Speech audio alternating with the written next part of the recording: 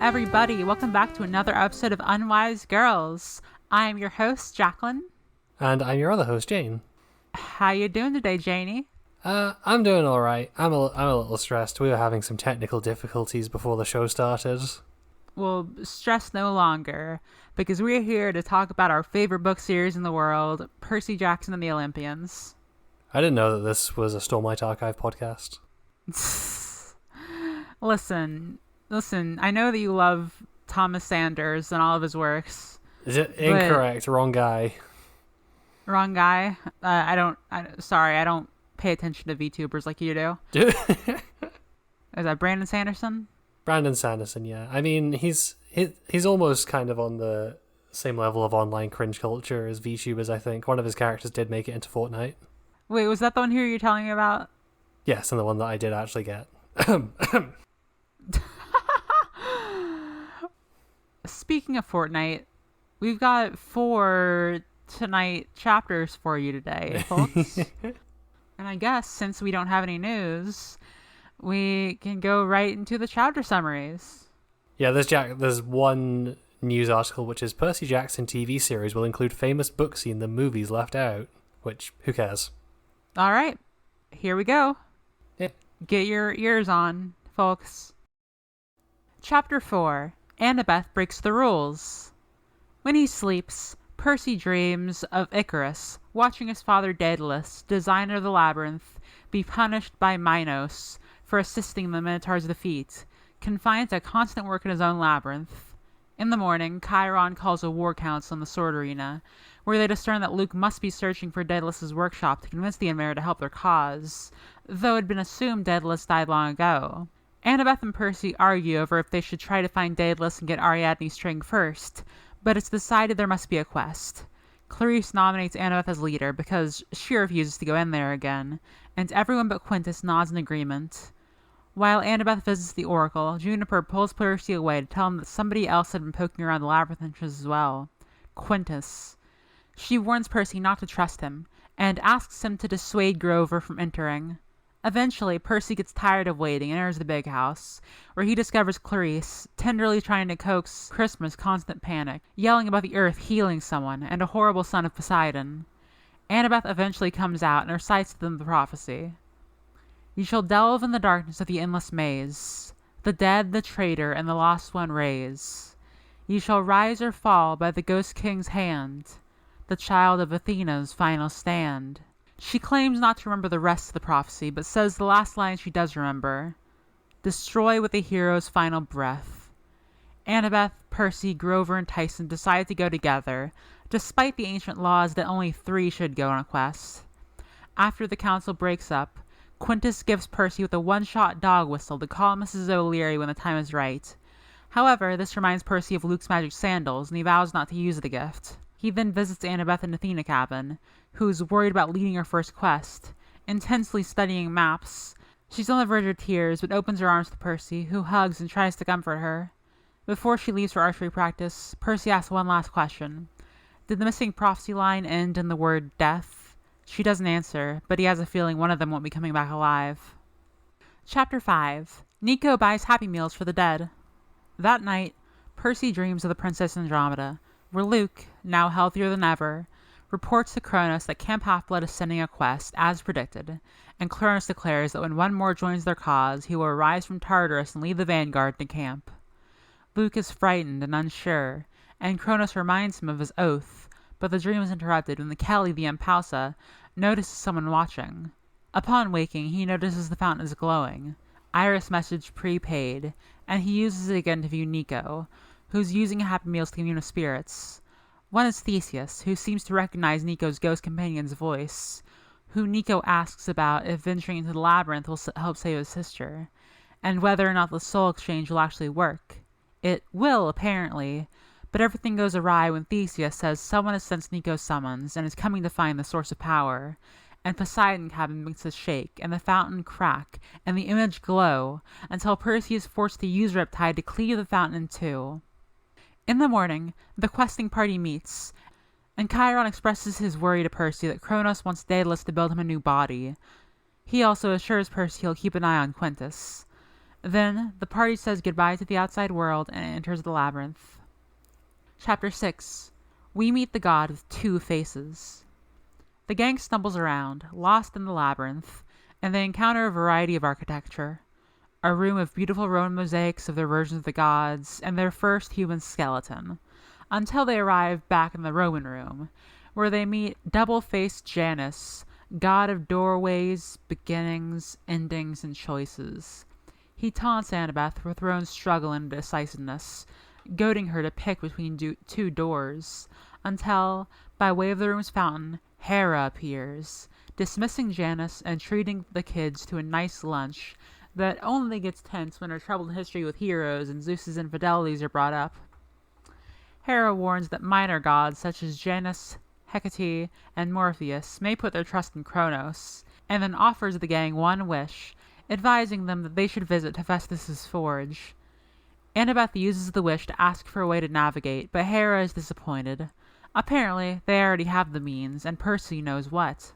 She implores them once more to visit Hephaestus, saying that they'll likely need to get through the ranch to do so, and lets Annabeth know that she has only postponed her day of choice, not prevented it. It will come soon. Hera leaves, and before Percy can ask Annabeth about the day of choice, Tyson and Grover shoot up, saying that they should go left. Something big is coming from the right. Can't believe Grover and Tyson are getting high off their asses on heroin in the middle of this labyrinth. Jesus I'm Christ. sorry. It's okay. Chapter 7. Tyson leads a jailbreak. The left path quickly dead ends, and when Tyson smashes through the wall, they end up in a prison cell inside Alcatraz. There's sobbing echoing around them, and a voice speaking in a strange language, which Tyson runs up to check on, seemingly recognizing it. They eventually see what it is. An ancient and monstrous dragon woman speaking the language of Mother Earth herself. Campy, jailer of the Cyclopes and their 100-handed siblings, the Hecatoncheires, from the time when the Titans ruled. She'd been killed by Zeus, but is now returned, and it seems she's imprisoning a 100-handed one named Briares for the crime of refusing to serve her master. Tyson idolizes the 100-handed ones, but when they go to Briares' cell, he's too afraid of Campy to leave with them. Time is ticking before the jailer returns, so Percy challenges him to a rock-paper-scissors game, and though the odds are 100-1 against Percy, he wins anyway, by making a finger gun. They escape to the yard, which is full of tourists, but Campe bursts through the wall carrying poisoned bronze scimitars. They know they have to escape back into the labyrinth, but need a diversion, and Tyson offers himself up. Poison won't kill him. They use his distraction to get back to the labyrinth's entrance with Tyson and Campe on their heels. And Tyson nearly doesn't make it, but Percy sacrifices his shield, using it as a projectile, so Campe falters for just long enough that Tyson manages to get in from behind them. For the first and last time, they're glad to be back in the labyrinth. So, what'd you think of the chapters this week? I was actually wrong about the news.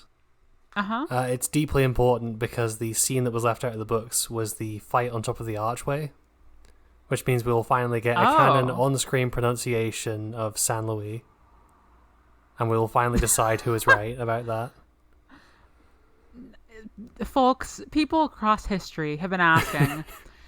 Every day I go to Missouri, and people are just standing in the streets wondering, how do we pronounce the mysterious city with the funny arch? Nobody knows. Everybody's asking it. We're all curious. And Jane, I think, the Percy Jackson TV series may finally crack the mystery. I'm really looking forward to it. No, these were good chapters. I feel almost like we're still in the setup stage of the book. How so? A lot of the stuff that's here is setting up new threads or just developing stuff. Well, I guess that's not really setup, but more clarifying stuff that we've already seen a little bit of in the first set of chapters, if that makes sense. Yeah, sure, yeah. I get what you're saying. What did you think of them? I thought they were good. I enjoyed them. I thought that the Alcatraz thing was pretty fun. I had a lot of, I thought the Nico stuff was interesting. We're getting like a lot of dreams now, huh? There's so many of these happening that I'm beginning to wonder if it's like building to some kind of plot twist about it. Like if Morpheus is sending Percy dreams or something to like screw with him or something like that. Yeah, something like, because like in book 2 we get Percy dreaming about Grover, but that's something that has to be justified in universe by saying that they have that empathy link. Mm-hmm. But Percy like specifically keeps dreaming about Kronos and or Luke and like seeing them in the same way that he saw Grover. So I'm not sure if it's like building up to, oh, okay, there's some kind of relationship here or some other god fucking with it from the outside. That could be it. I could see that happening. I mean, Percy, since book 1, is beginning strange prophetic dreams. It seems like they're just getting more and more frequent and direct. Mm-hmm. Or otherwise, like, not even being prophetic dreams, but just, like, seeing things that are happening concurrently. Yeah, and it was one of those things that, like, I think in book 1, Kronos even remarks that it's weird that Percy can do that. I think so, yeah. I think kind of what I'm feeling is that this is rubbing up against the limits of, like, what you can do with such a narrow point of view. That is also very possible. Like, we have one point of view character, Percy, and it kind of feels like, I don't know, I wonder how this book would be different if like Percy was half of the book and Nico's point of view was the other half. Percy has a lot of interesting stuff going on, but we also want to see, we're like invested enough that we also want to see all the other interesting stuff going on in the world that maybe like, you know, I would be interested to watch like Nico's point of view and like him like getting tricked by a ghost who is almost certainly King Minos. Yeah. Okay, I had like 2 different theories, and that your thing has blown a hole in both of them by being just way more likely. What were your theories, just in case? My 2 guesses were it's either Tantalus is back. Right. Or the ghost is Icarus. Icarus would be really interesting. Because, and I assume we've gotten this from like the same tidbit about the ghost saying that they can guide Nico through the labyrinth. Uh-huh. So like, obviously it would make sense for Minos to know that, but my first thought reading that was Icarus.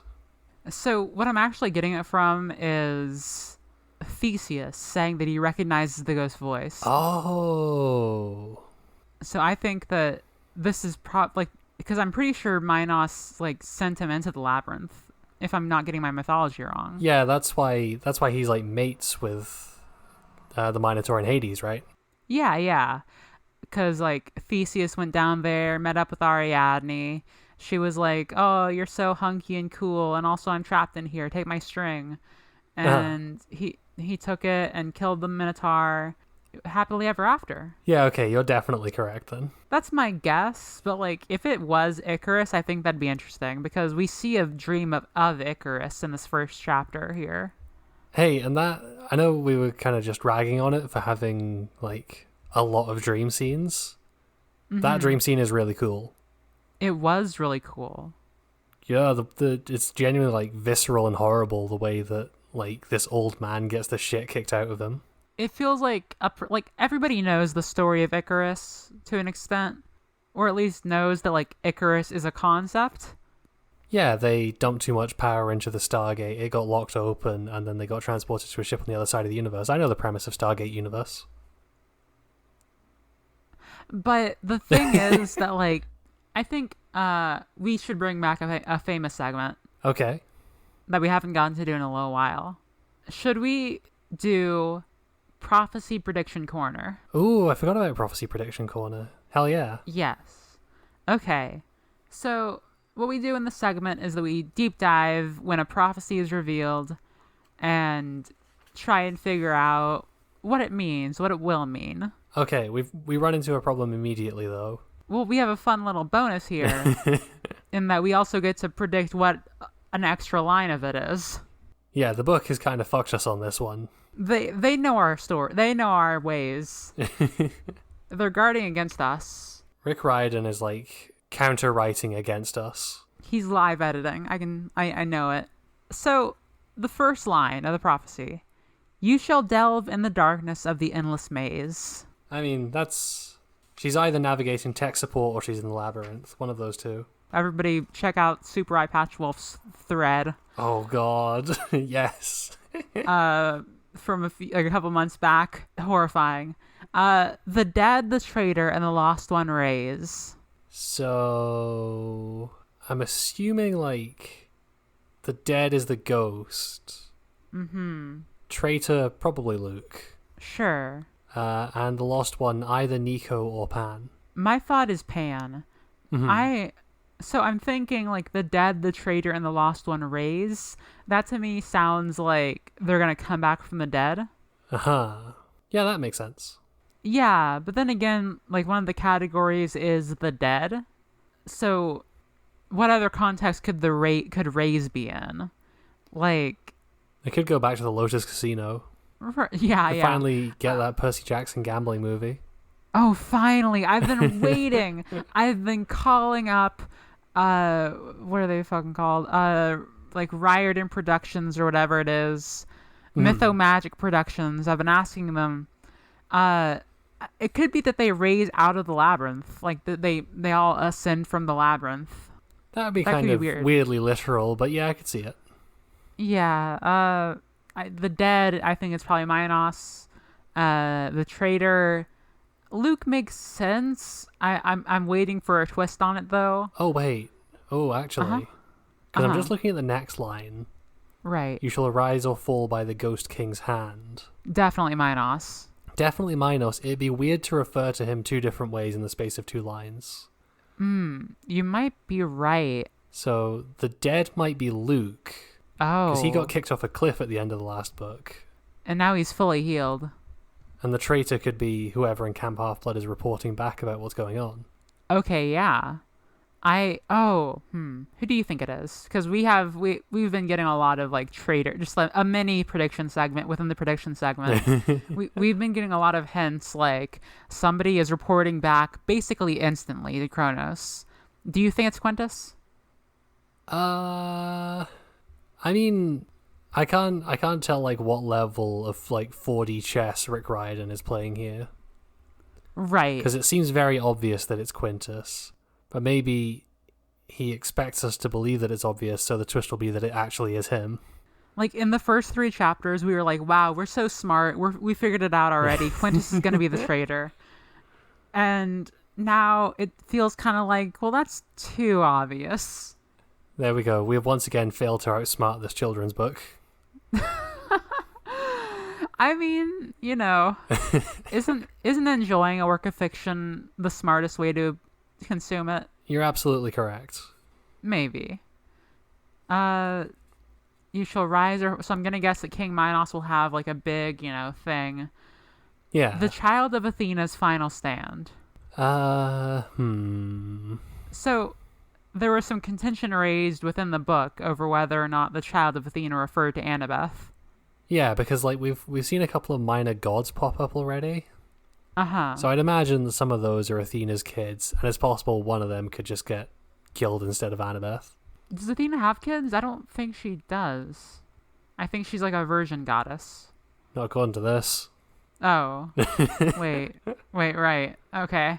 I mean, but does she have mythological children? I didn't think she did, but who else? Well, who else could be like a child of Athena?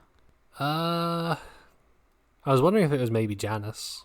Really? Bearing in mind that I know nothing about mythology, so I have no idea, like, how off base that is. It feels pretty off base, but, it's fine. I'm not going to look up a list of Athena's children in case I accidentally spoil myself. It's sometimes it's fun to look at the mythology. Sometimes, you want to keep it a bit of a secret. It depends on the time. My guess, so there's a character we've been introduced to as possibly existing who is known for being intelligent, clever, like doing, like, creation, like invention. This is Daedalus. I think Daedalus might be a child of Athena. Oh. I don't know. The gods repeatedly refer to him as a mortal. Like, even Hera calls him that. Right. Yeah, you're right. Wait, maybe it's Quintus. Do we know whose god he's a kid of? We actually don't. No. Did we get a good description of him? Does he have, like, gray eyes or? Let's Let's check. We're cracking this mystery in real time. Also, have we mentioned that Quintus is a really Roman name for a Greek demigod? I mean, that seems to be something that's being brought into this book as like an idea. Because we get Janus, who is ostensibly a Roman god. Oh, he's both Greek and Roman. I mean, the Romans literally just like swapped the license plates on the Greeks' whole mythology and lifted it more or less wholesale. More or less. Let's see here. Quintus. Okay. A gray-haired man. Well, if you're old enough, you get gray hair. A clipped gray beard. Good shape. A strange mark. He has that like brand. I don't think it mentions the color of his eyes or anything. Yeah, it doesn't seem to have come up. Well, we'll have to keep an eye out for that because I'm curious if it could be Quintus. Yeah, that's my prediction. Quintus is going to take that bullet instead of Annabeth. It's very possible. And then let's skip to the final line. Destroy with the hero's final breath. Yeah, it sounds like a hero will die. Sure does, and there are only 2 heroes on this thing. Well, is that how hero is defined? Like, how strictly are we going with hero? Like, does a hero have to be like a demigod? I assumed that it was strictly like it was just like another word for demigod. That could be right. That feels weird though. Like, let Tyson be a hero. Let Grover be a hero. Tyson is a hero. He is my personal hero. Same. Like, he's been nothing but like the most heroic character throughout all these books that he's been in. It's true. That being said, I'm starting to suspect that Annabeth may have brought him along for unscrupulous reasons. Oh, like what? Okay, so she's like refusing to talk about the final line of the prophecy. Uh-huh. And we also get some weirdly non-specific specific foreshadowing from Chris Rodriguez, where he starts screaming about the son of Poseidon. You think it's like the child of Athena's final stand, and with a child of Poseidon's death, destroy with the hero's final breath or something? Yeah, something like that.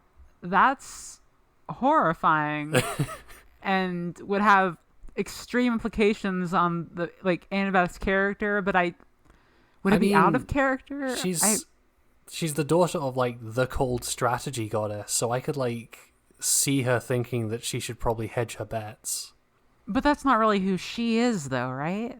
It's probably not going to be happen. That would be an extremely like fucked up turn for a kid's book to take.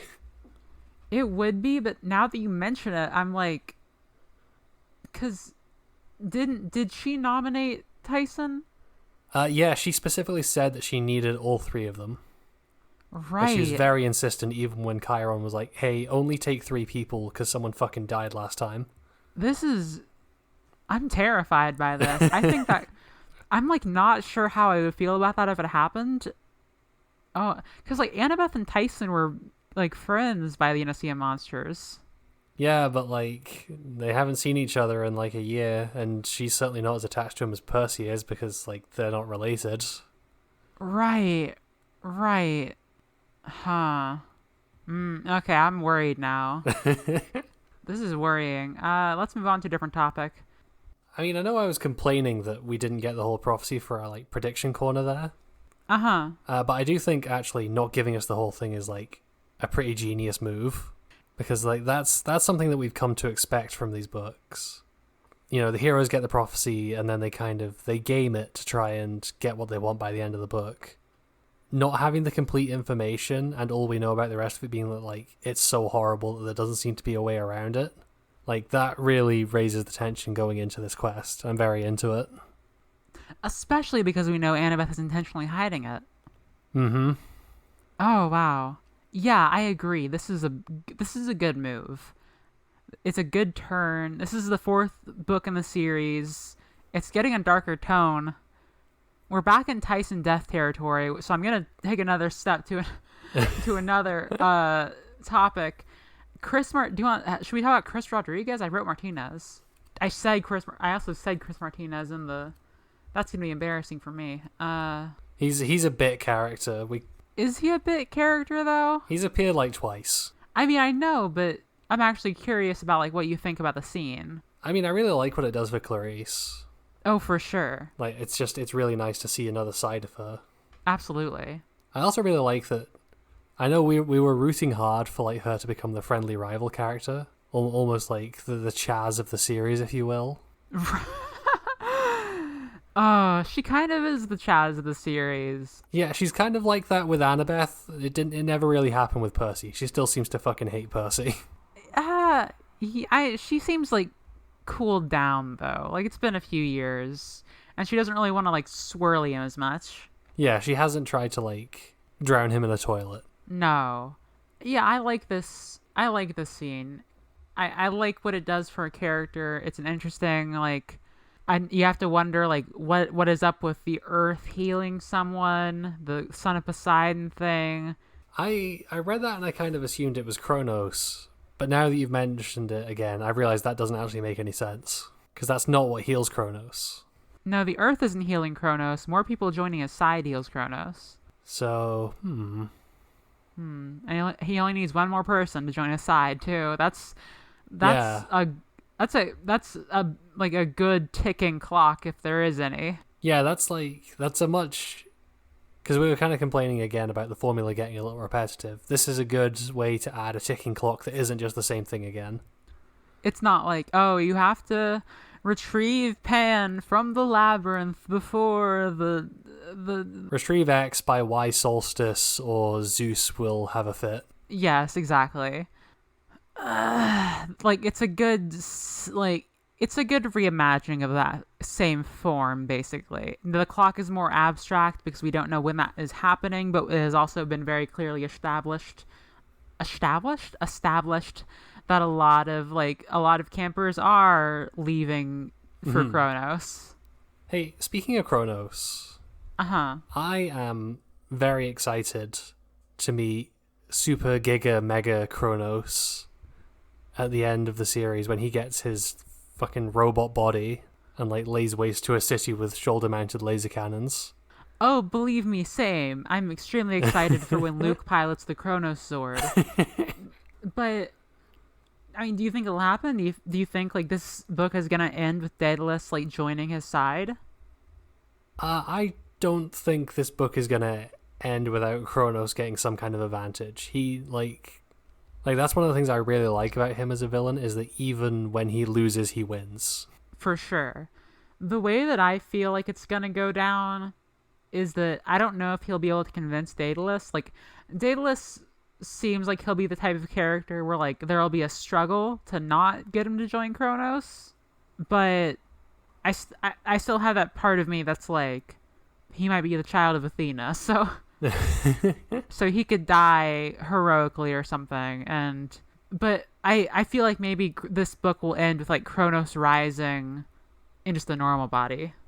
I wonder if like it's gonna be instead of a robot body, because we hear that Daedalus or Daedalus, whatever, has built like thinking machines and automatons 3,000 years ago. Right.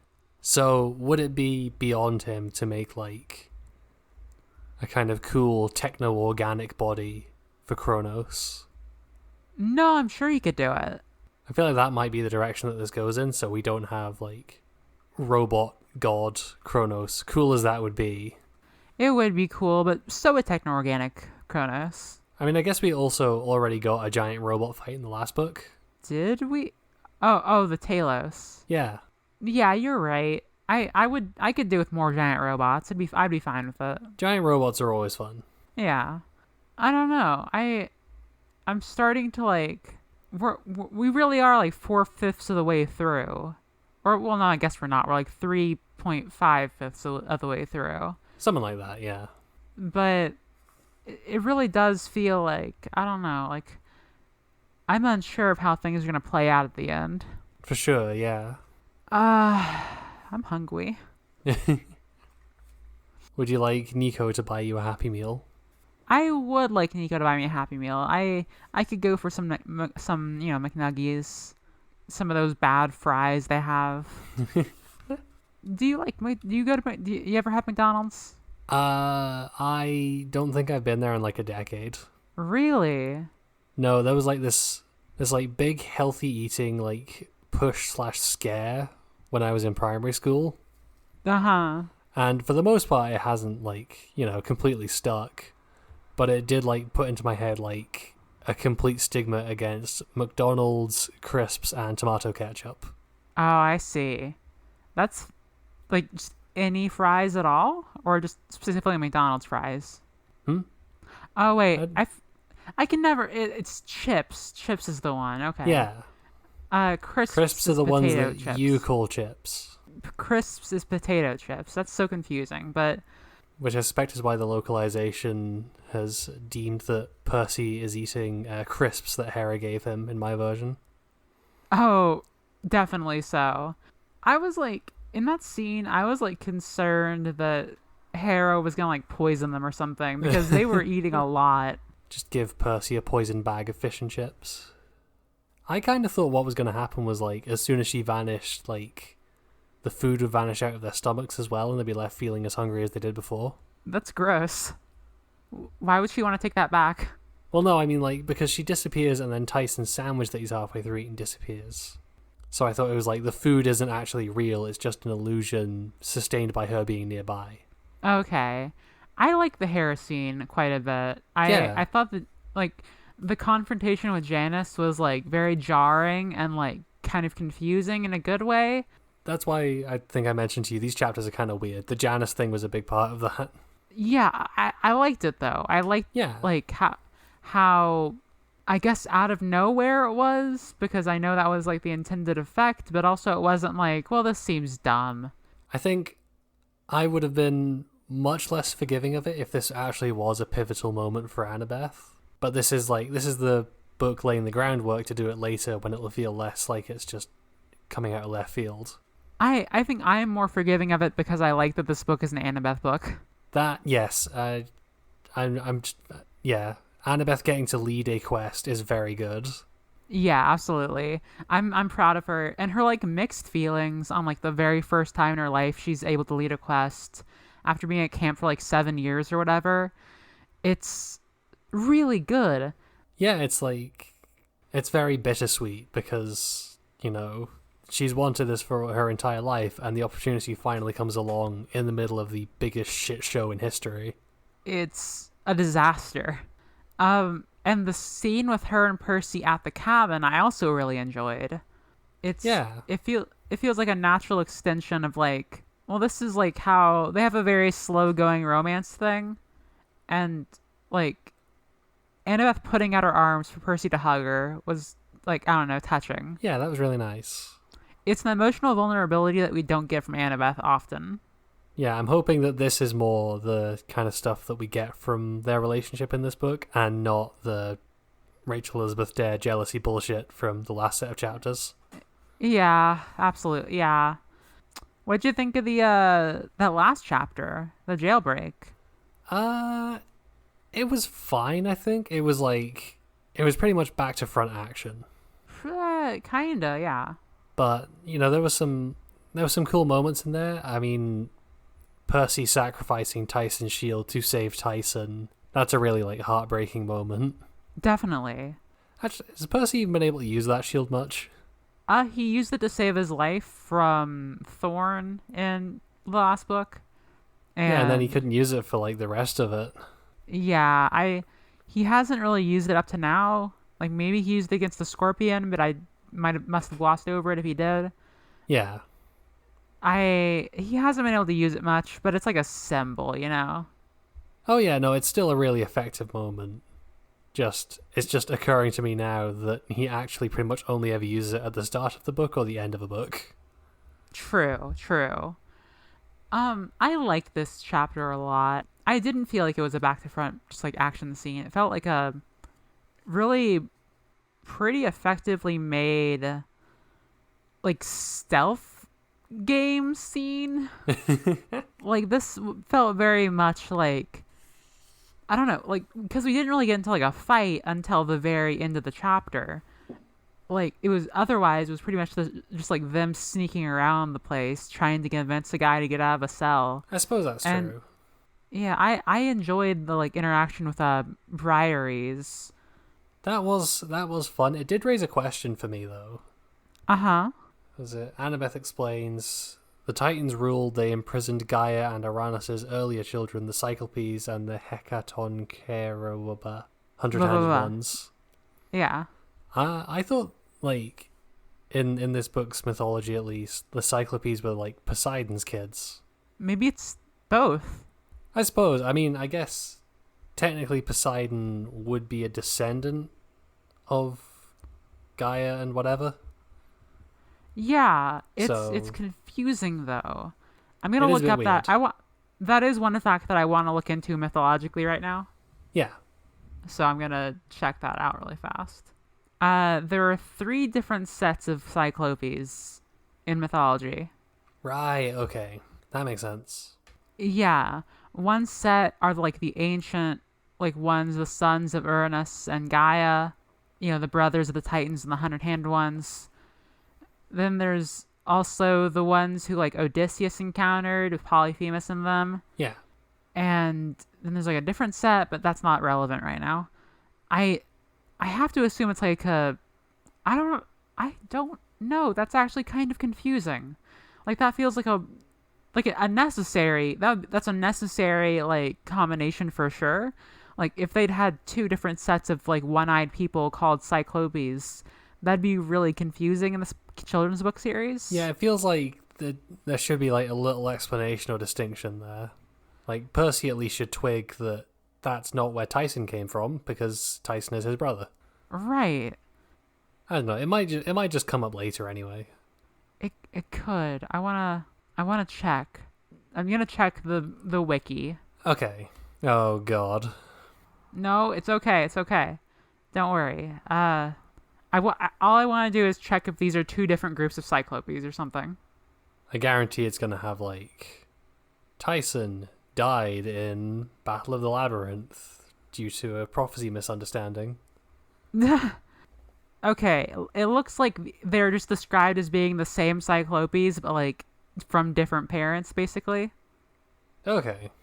Which is like there are the elder Cyclopes, and then there are like the younger Cyclopes, like Tyson. I mean, I guess that makes sense. Yeah. One god's nut doesn't necessarily need to have a monopoly on Cyclopes. For sure. I like Tyson's like idolization of Briaries. I think that's fun, especially like in contrast with who Briaries is. See, I don't know. I don't like never meet your heroes kind of arcs. Oh yeah? I don't know. They're just they always make me sad. Well, I don't think this is necessarily that kind of arc. Like, I mean, we learn in this chapter that like that's something that Tyson holds some kind of reverence for. Yeah. And we also see that Briaries is like a sad person who's been like beaten down by imprisonment and torture. I suppose that's true, yeah. Who also ultimately like does the right thing. I don't necessarily like, and not even in the way that like a lot of don't meet your heroes things. Like the hero does the right thing in the end. It's pretty immediate in that kind of way. Like they like, I don't know. I don't identify it as that kind of arc when I read it. I will agree to disagree with you. Well, sure. I do like the return of Trickster Percy. Oh yeah, the finger gun was very funny. I was like, Percy, what kind of trick can you do so that 100 different hands? It's just like the clever kid's silliness. Yeah, definitely. It's like it's one of those things that I think like sets Percy apart as a hero. And it's something that hasn't necessarily even come up a lot since the back half of book 1, I think. So it's nice to see it popping up again. Yeah, there's been a little bit of it, but usually not in the same form. Yeah. And we also get another return of the very popular tourists who are almost killed by a giant monster. When Campi bursts through the walls of Alcatraz with poisoned scimitars. That's something.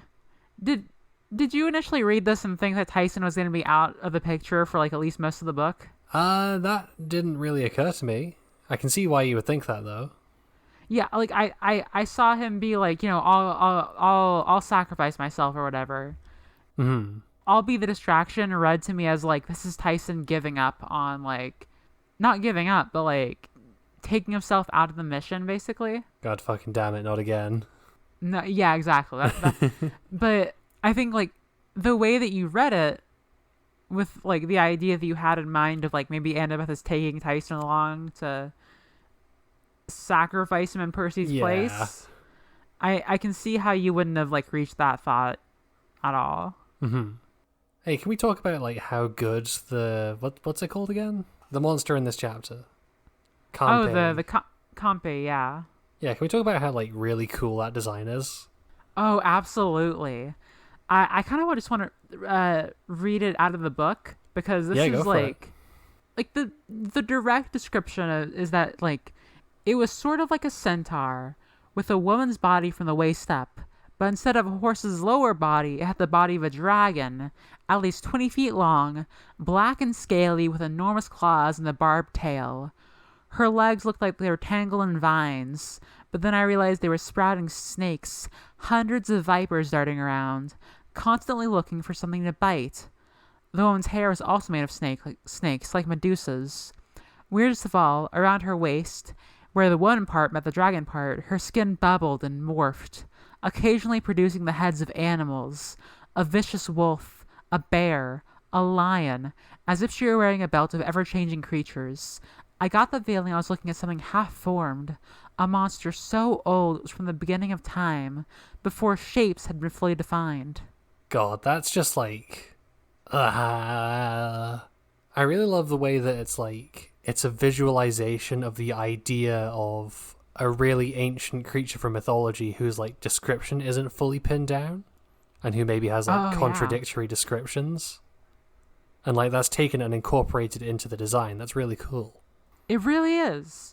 I also just love the idea that like we're getting closer and closer to like the primordial soup, and yeah, definitely.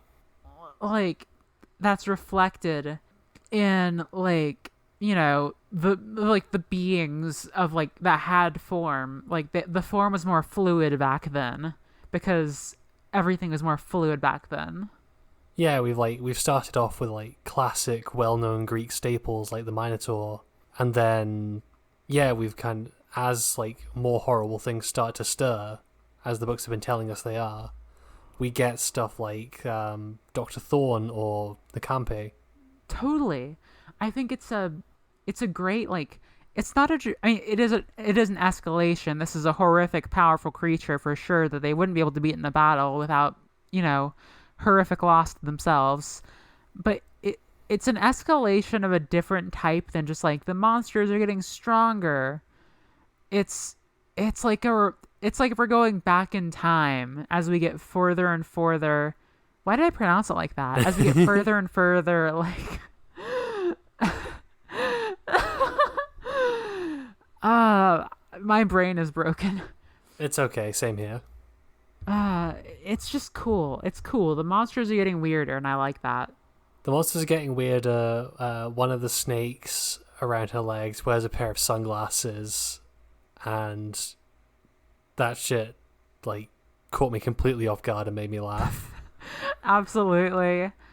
I feel like the one big thing from these chapters we haven't addressed yet is, well, we've talked about it a little bit, but Nico, like, raising the dead to talk to them about his sister. That's an important scene to talk about because we get, some more Nico, and that's always good. I like to see more Nico. Yeah, we've mostly talked about the ghost guy who's definitely not Minos as opposed to Nico. Yeah, but Nico is like, you can like smell the desperation. Oh, absolutely.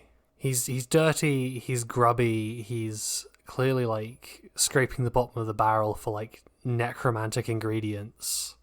And the manipulation is like so apparent. Like it's like kind of disquieting. Like how much Nico is being manipulated by probably King Minos.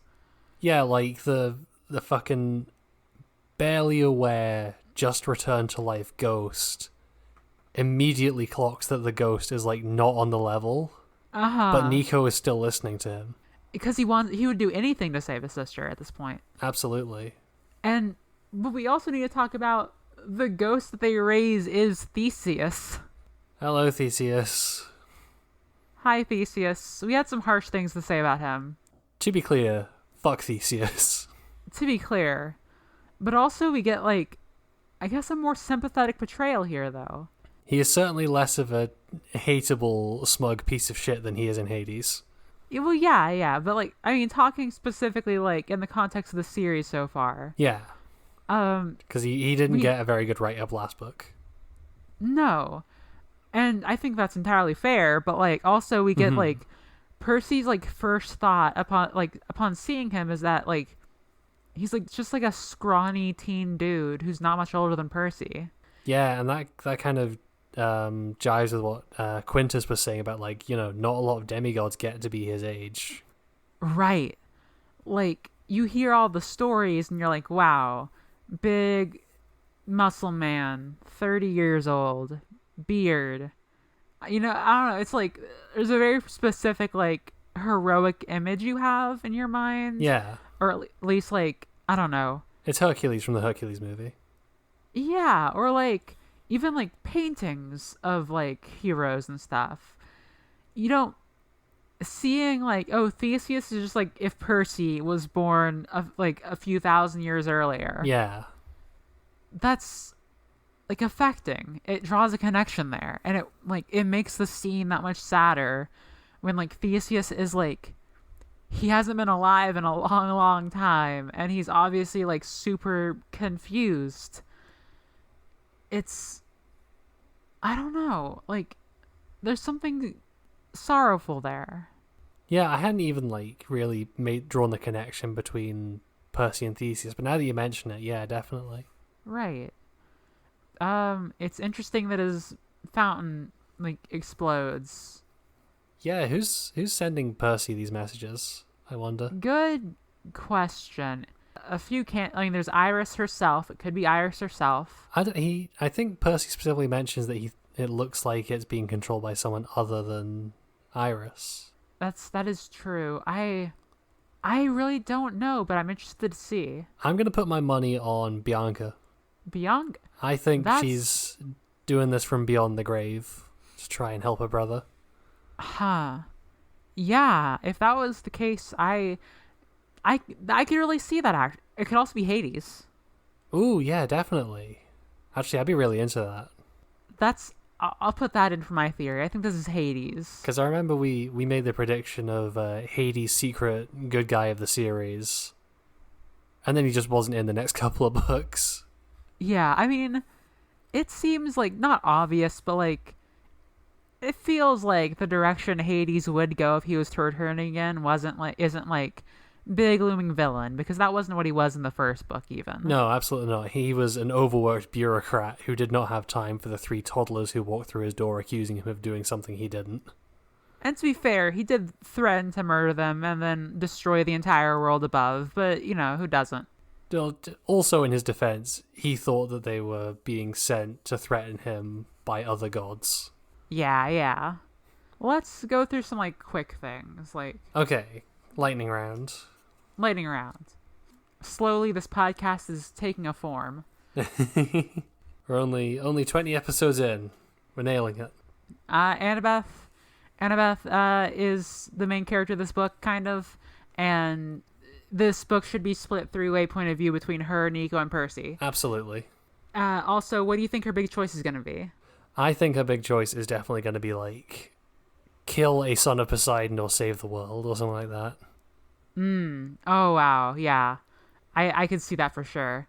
Luke is healthier than ever, and he's, like, looks really weird. What's up? That's weird.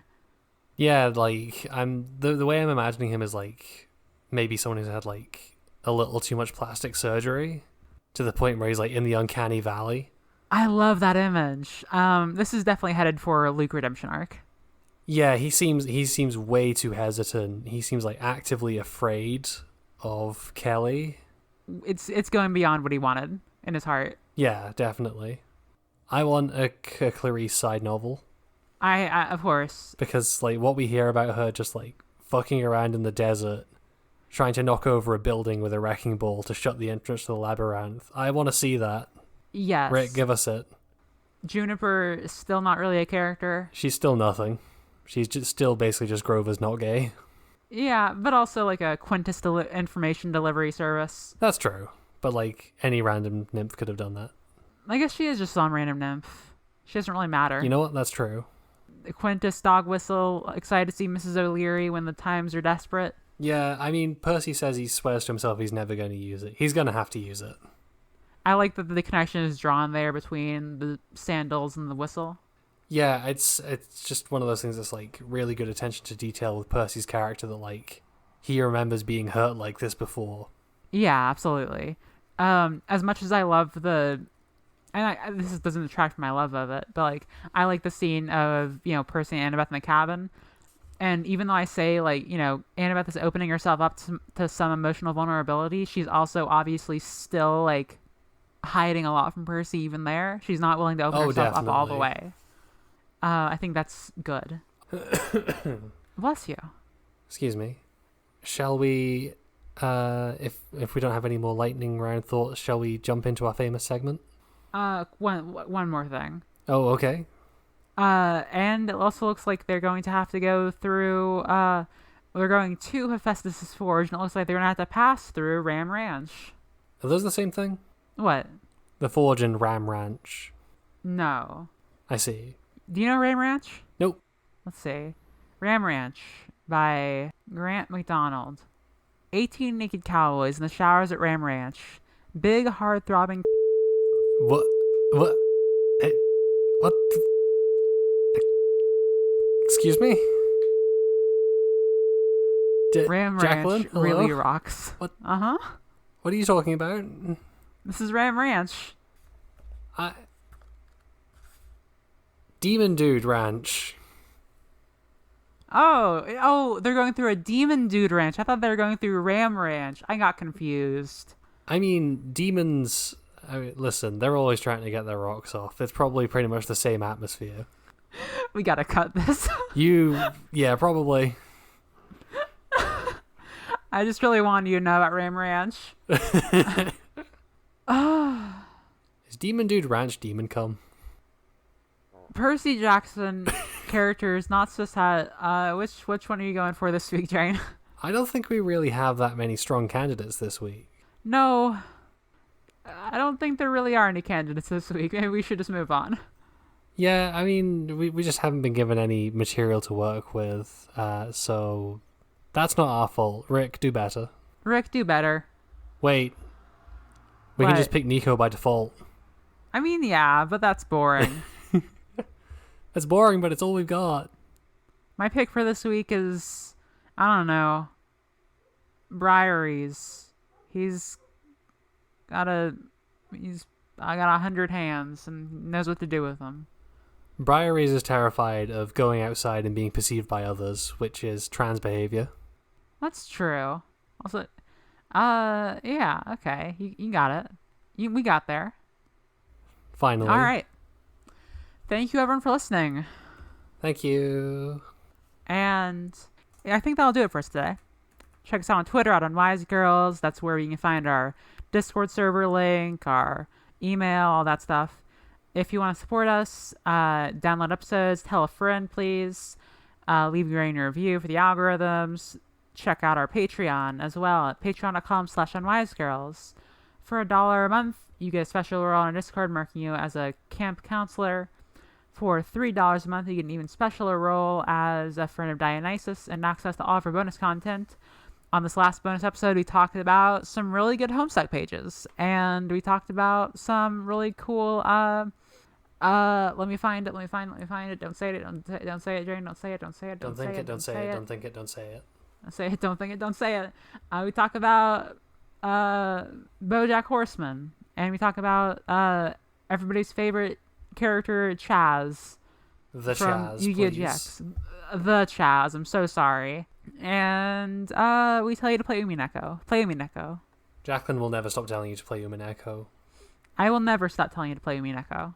And if you're feeling especially generous, if you really love us, $5 a month, you get a special stroll of Aphrodite's Chosen, the bonus content, and special shout out at the end of every episode.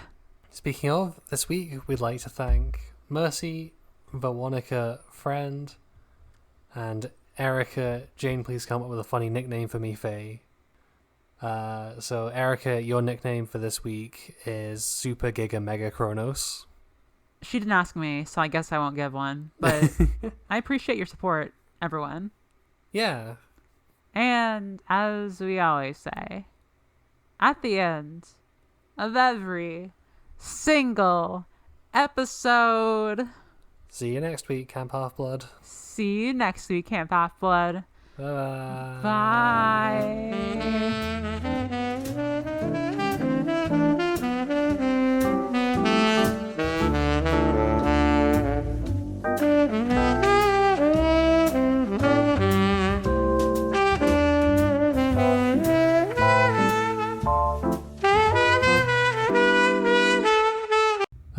So Erica, your nickname for this week is Super Giga Mega Chronos. She didn't ask me, so I guess I won't give one. But I appreciate your support, everyone. Yeah. And as we always say, at the end of every single episode. See you next week, Camp Half-Blood. See you next week, Camp Half-Blood. Bye. Bye.